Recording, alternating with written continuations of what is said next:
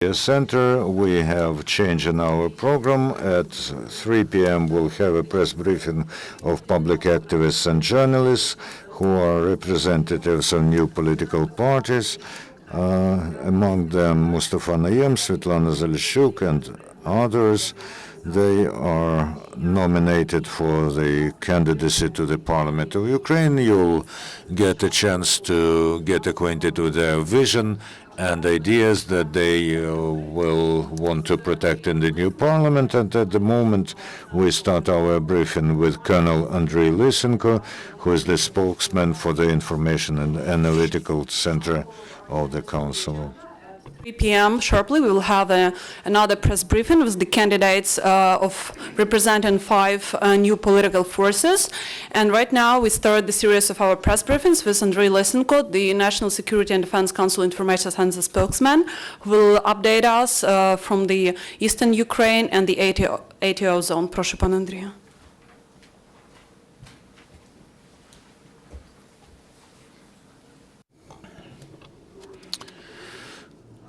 Good afternoon, dear colleagues. In order to fulfill the peace plan of the President of Ukraine, the units of armed forces on Ukraine and other structures continue to observe the regime of the ceasefire. Over the 24 hours, 73 military personnel who were in Donetsk were freed from captivity. At the same time, the terrorists are continuing to shell Ukrainian positions and road checkpoints.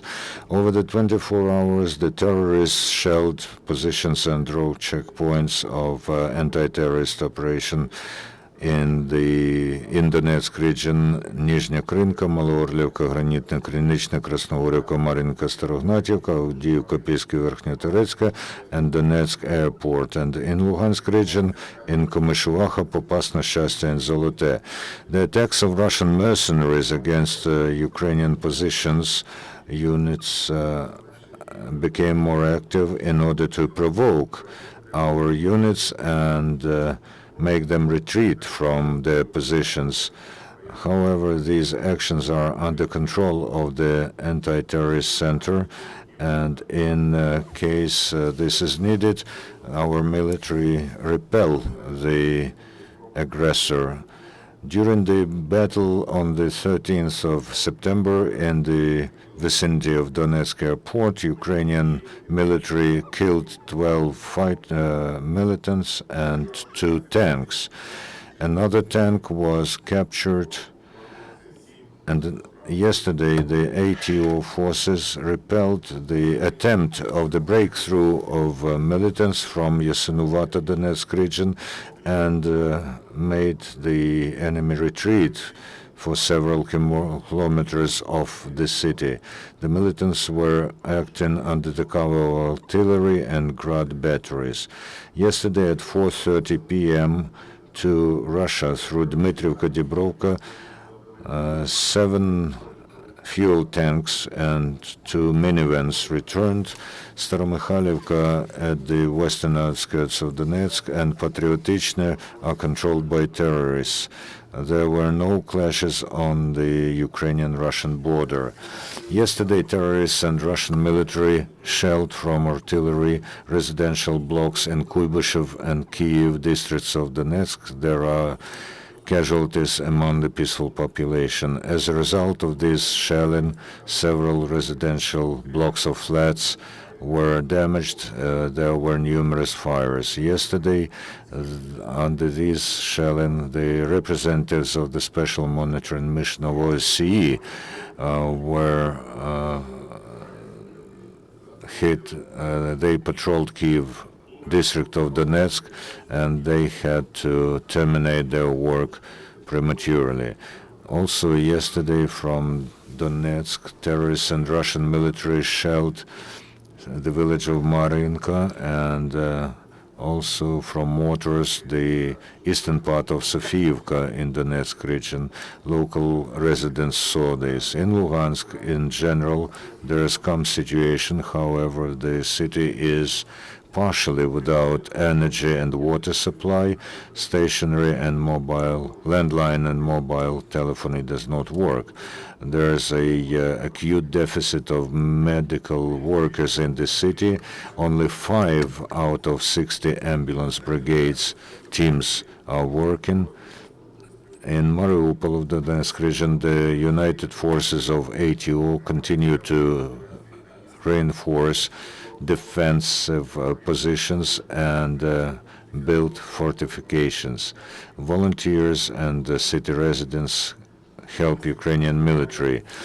As a result of special operation, the counterintelligence of the Security Service of Ukraine detained in Mariupol members of subversive group, the Russian citizen Aniskin and the Ukrainian citizen, and also their abettor, a woman who is a citizen of Ukraine. They planned subversive acts at strategic objects Mariupol in order to destabilize the situation and spread panic among the population. It is established that the group had its orders from leaders of terrorist organization Donetsk People's Republic and representatives of the Federal Security Service of Russia. The Security Service of Ukraine captured from them 4 submachine guns and a great number of ammunition, also 4 flamethrowers, 3 grenade launchers, and 2 mines with detonators. As of today, in September, the payment of pensions and material support through postal offices and bank branches, 21 were financed in 21 districts and the city and cities of Donetsk region, and also in 13 districts and cities of Luhansk region. The aggregate sum of state help amounts to 226.9 million hryvnia. Yesterday, during the telephone conversation, Petro Poroshenko and Angela Merkel, the German Chancellor, said that she supports the importance of the passing on Tuesday by the Supreme Council of Ukraine a law that provides for the special status for some regions of Donetsk and Luhansk region and the law on amnesty. Besides, Petro Poroshenko and Angela Merkel discussed opportunities for the continuation of international negotiations in Normandy format. Today, on the territory of a military camp central of the International Center of Peacekeeping and Security of the Academy of Land Forces, named after Hetman Sagaidatchny, the international military training Rapid Trident 2014 started. Almost 1,300 military personnel from 15 countries will take part in them. In general, during the training, almost 700 units of weapons and over 80 cars and armored vehicles will be used.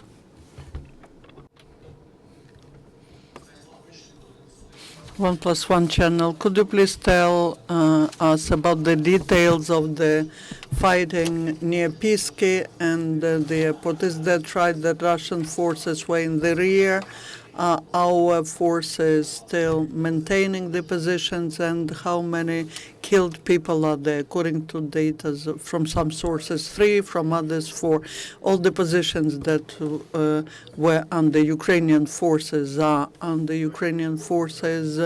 The data on the killed and wounded, there are killed and wounded, but we will in the evening briefing tell you exactly how many. We don't have any details of this fighting.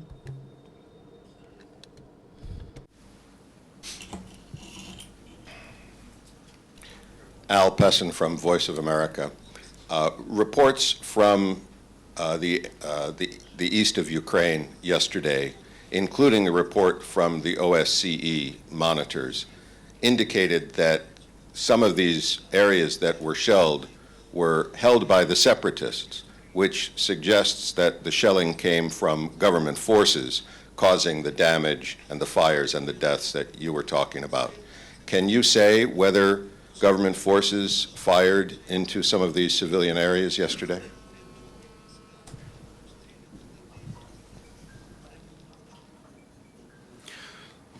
Thank you for question. I would like to emphasize that neither today nor yesterday nor in the previous days the Ukrainian forces are not shelling any residential areas and settlements, neither from artillery nor from the air.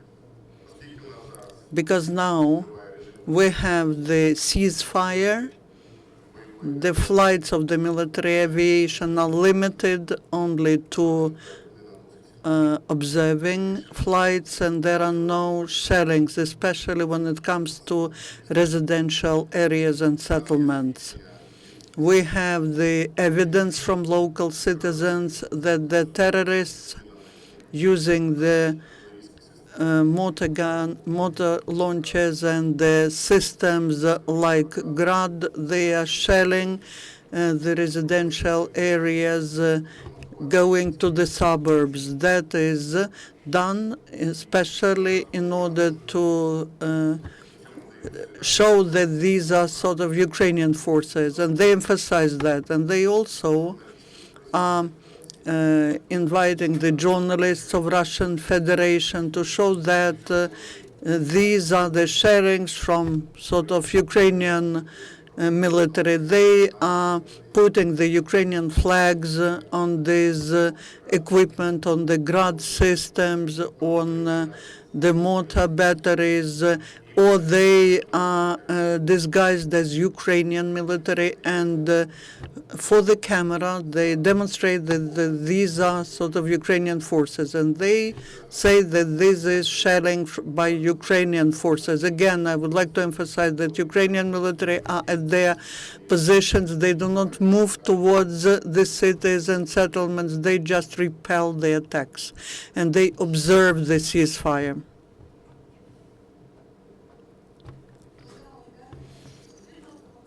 Volunteers now say that the big problem is with identifying the bodies of our military, and they also say that this situation could have been corrected if we had the plates with all the identification information about the people. Do we have anything like that? I'm not ready to comment on that, but I do have such a plate where the number, ID number, blood group, everything is mentioned, and that's the main data that should be there. Unfortunately, we cannot hear the comment. If the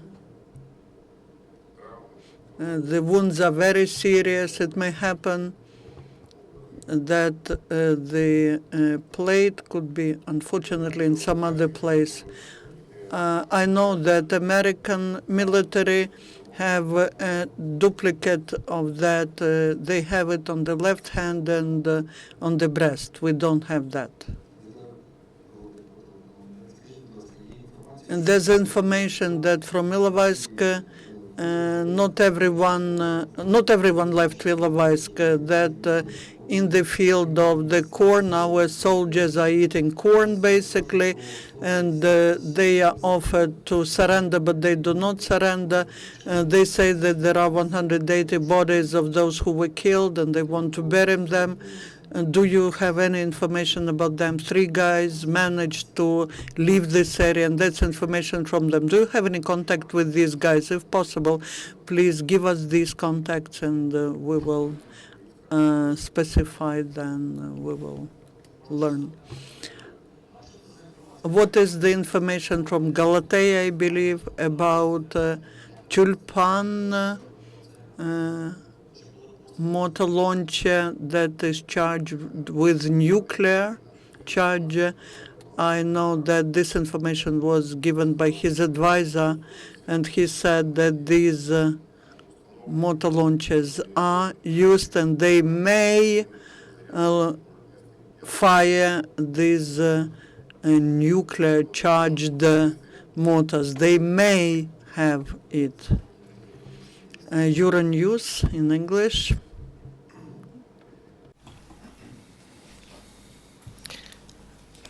I have two questions, please. One is about the situation in Donetsk. When you say terrorist, do you think, as far as you know, and according to your information, that among them there are Russian troops fighting? And the second one is about this delivery of weapons from the West. What kind of weapons are they delivering? Thank you very much.